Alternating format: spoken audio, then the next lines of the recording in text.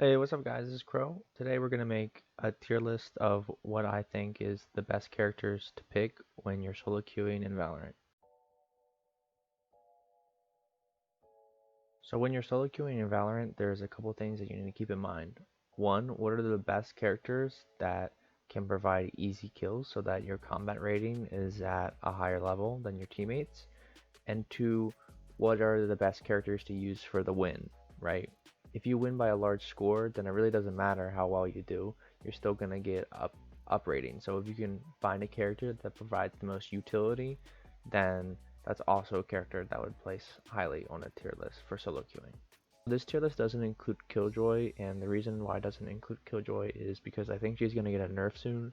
Her mollies are kind of borderline a little overpowered right now, where in post-plant situations she can kind of hide it and pretty much guarantee to win. So I think the devs are kind of looking into tweaking her a little bit, and she's also banned in pro play, not in competitive, but in pro play. I think right now it would be safe not to make a tier list with her. There are three characters in S tier, and the first character that we're going to talk about is Jett. Now, why do I think Jett is an S tier? So if you look at any pro meta tier list, you're not going to see Jett in S tier, obviously. This is specifically for solo queue and ranked. You pick Jett just because the way that she engages people, she gets a get out of jail free card, essentially. With her dash, she's able to take aggressive peeks or take bad peeks that normal characters can't get away with, and she's able to dash away, which is very beneficial in ranked, especially if you take a bad peek.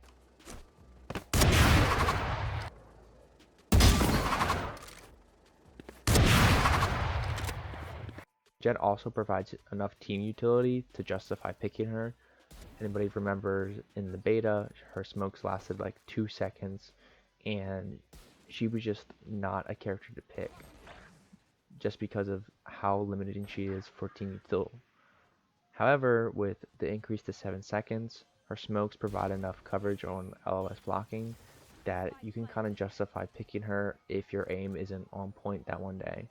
However, again, the biggest reason why she's one of the best characters in the game for solo queuing is because of her dash. Not to mention her ult is really strong, especially on eco rounds, to frag out without having to buy a deagle or something. You can just buy full armor and just go with her ult. The second character I'm putting in S tier is actually Omen. Again, for solo queuing, you want to pick characters that in total have a lot of utility and also unique utility. For Omen, he's really the only character in the game that can lay smokes down and also holds a flash. These two abilities in combination make him one of the strongest characters in the game, especially the solo queue, because you can kind of play multiple roles with Omen. You can be a lurker, you can be a solo controller, and you can also entry a little bit with his flash. His versatility and his ability to kind of fill in the need of your team is really beneficial in solo queue when sometimes you don't have the best team comp. The third character I'm going to put in S tier for solo queue is Phoenix. Now, if you watch any pro play, you kind of been seeing Phoenix be picked more, and that's because I think a lot of pro players are realizing, oh my god, his kit is one of the strongest from start to finish, right? His wall provides LOS blocking. It also can provide his own version of, flashing through a smoke, or in this case a wall, which he's really strong at, because when he's flashing through smokes or walls, it's really hard to determine where he is in those things, so he can get kind of a free peek where, I think a lot of people have killed Phoenixes before who flashed and then immediately swing afterwards, and you're kind of able to determine where he goes. Besides his wall and obviously his flashes, which I mentioned, he also has a molly, and the molly is really good at blocking corners, or just generally what you would use a molly for, maybe stalling a bomb. The molly is very versatile as well because it heals as well as the wall, so in solo queue, sometimes you don't have a Sage that has a heal, so it's really beneficial to also pick a character that can heal you. Not to mention his ult is probably one of the strongest in the game. His ability to just run into a site and get maybe 1 or 2 frags is huge, and it's a free life essentially. 30 seconds left. Going down to A tier, we have Cypher. Now, Cypher in pro play is S tier, right? He's a must pick. However, in solo queue, I don't know if Cypher is a must pick. You know, if you have a Sage and you're trying to look to fill, obviously pick Cypher because his ability to just shut down flanks and also solo hold bomb sites is really beneficial. However, the reason why he's in A tier is because sometimes in solo queue, right, your goal is to get the top frag mark. And then Cypher, if they're not really coming to your bomb site, and his kit is really limiting if you're not holding the site. Him on retake is really hard. His really only play is to cage himself or to use cam to like bait out a peek. Again, these are kind of minor inconveniences, and generally overall he's probably the best character to pick to help your team win. However, there's a lot of things that are downsides to Cypher and a Cypher main, because sometimes you can play a bomb site perfectly, right? You can be the best Cypher defense on B site on split, but if they go A every round and they win on attacking side, you're kind of just sitting there like, okay, well I did my job, but my team didn't. So as a solo queue player, you have to kind of pick characters that you can switch out in and out. Obviously, yeah, in that situation you can, you know, move Cypher onto another site, but just in general, sometimes that, you know, it's not really the Cypher's fault that you're losing on defense. It's kind of the everyone else not being able to play their sites properly. That's why he's an A. The next character I'm putting in A is Sova, and this might be a surprise for a couple people because you don't really see a lot of Sovas being picked. However, I think Sova is the skill ceiling in this game. I don't really think the true potential of Sova has been met yet. His ability to do lineups with his recon arrows and also pretty much get insta kills with his shock arrow is kind of nuts.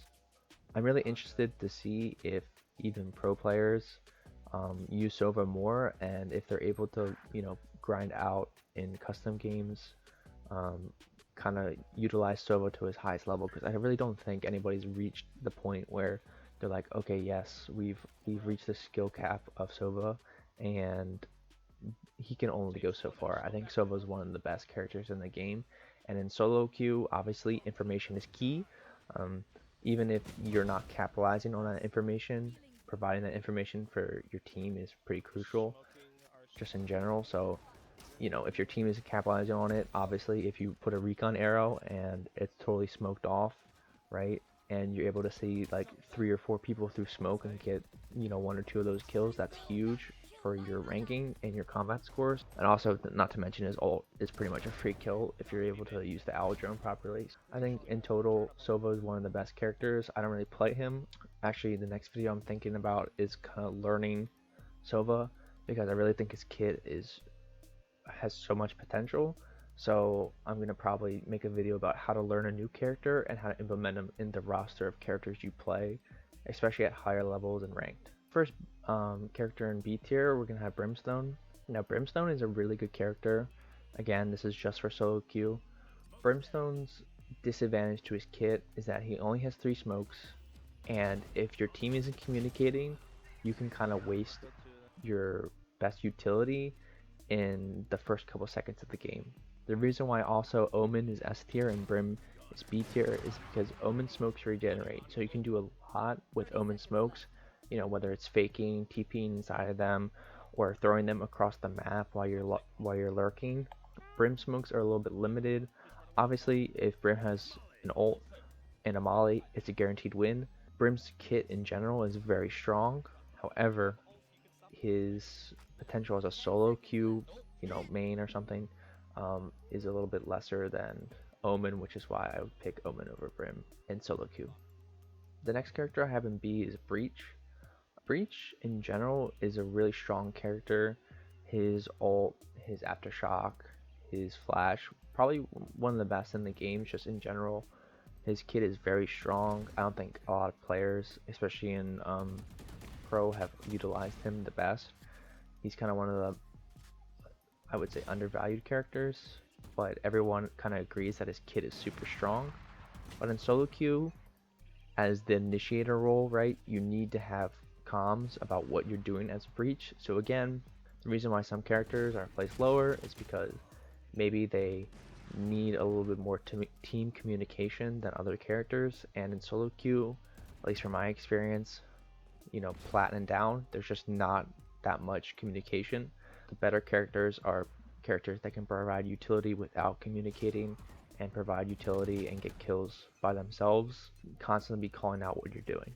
Raze is kind of the last character we have in B tier.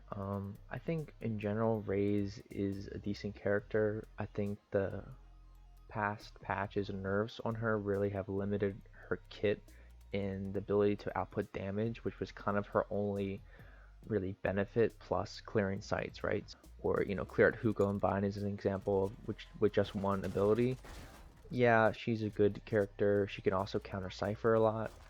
However, I think the other characters above her have a lot more counter potential, right? Sova shock darts can counter Cypher's traps really easily. Jett can dash into Cypher's traps and break them. I would say Raze is kind of in this weird state where her mobility is really great, but it's not enough to pick her with her satchel charges. Her boom bot is really strong, but it's not enough, again, to pick her above another character that can kind of do the same thing with a flash, right? You can flash and then peek around a corner, kind of does the same thing as the boom bot. Obviously, you don't get that 50-50 where the enemy team has to shoot the boom bot or you. However, that's just what my opinion is on Raze right now. I think Raze is a little bit lower than she would be in the past couple patches.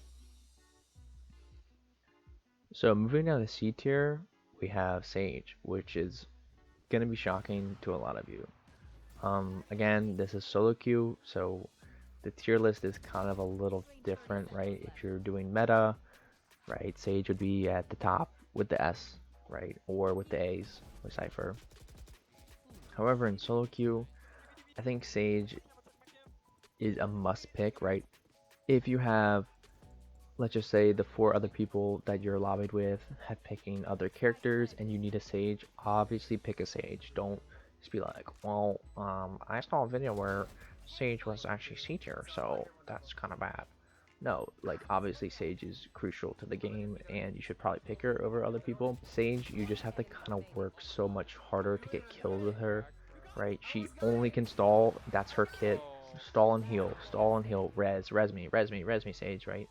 That, as a solo queue player, how many times have you played Sage and you've gotten more kills than someone in your team, but on the after report card or whatever the thing is in the rank system, you're lower than them for no reason, right? Like Sage's combat score and econ rating and just a bunch of things about her kit and her playstyle just make your score lower than it has to be in ranked. Like a lot of the Sentinels, which is why also Cypher is a little bit lower than S, is because a lot of the Sentinels aren't really scored properly for like what they're doing, right? The rank system really emphasizes getting kills and getting assists and doing things like that, even if you aren't winning. So again, you want to pick characters that have the ability to get kills, and a lot of them. Now you might be asking yourself, well, why is Reyna still here? Reyna being C tier is a good reason. Her kit just isn't that strong, and if you're not having a good aim day or you're not able to secure that first kill, you're pretty much going to be the worst player on your team. Like you just have no utility to offer as a solo queue player. You need to kill or you're going to be the last. That's her kit, that's her as a character. So I mean, if you like that playstyle, obviously, and you can secure that first kill pretty easily, then of course play her. But I would say generally there's a lot of characters that do what she does better. I mean, I would even say Phoenix probably does like what her kit does a little bit better, right? He has strong flashes, he can heal himself if he gets a kill, all that stuff, but his kit provides a lot more team utility than Reyna does. Now we have D tier. Now, this is kind of a weird pick because I think a lot of people are like, wow, Viper's really good. If you learn the lineups, kind of what I was talking about with Sova, right? If you learn the lineups, like she's pretty good, right? Yeah, I would disagree with that. Her lineups, yes, are good, and her executes on site are pretty good. However, I just think a lot of characters above her, the controllers, right, Omen and Brimstone, they just do what she does, but way easier, right? Brim opens up an iPad and he's able to drop smokes wherever he wants. Omen goes into the Shadow Realm or whatever, places smokes wherever he wants. He can do one ways way easier than Viper. I think just the ease of which you can kind of use these two characters kind of forces Viper to be on the bottom. Plus, don't pick a character just for their ult. Obviously, if this was a tier with ults, I think Viper's ult would be an S tier, right? Her ult is kind of nuts. It's almost a guaranteed win. But how many times do you get an ult per game? 3 or 4? Okay. What about all the other rounds in the game? Are you just kind of useless? I mean, obviously there's some cracked Viper players out there like Dixon, but I would say yeah, you're kind of useless, right? If your comms aren't good on your team and you're trying to execute a site and you put down a Viper wall, like that's it. Like that Viper wall is there for the whole game, and maybe you're rotating. Okay, so now you only have your smoke grenade left as team util and your Viper poison. As a character, I just don't think she's in a high enough place for you to pick her over someone else, especially if you're solo queuing. So that's it for me. Please make sure to like and subscribe if you liked this video and kind of generally what I'm talking about. Stay tuned for a video about learning a new character at a high level.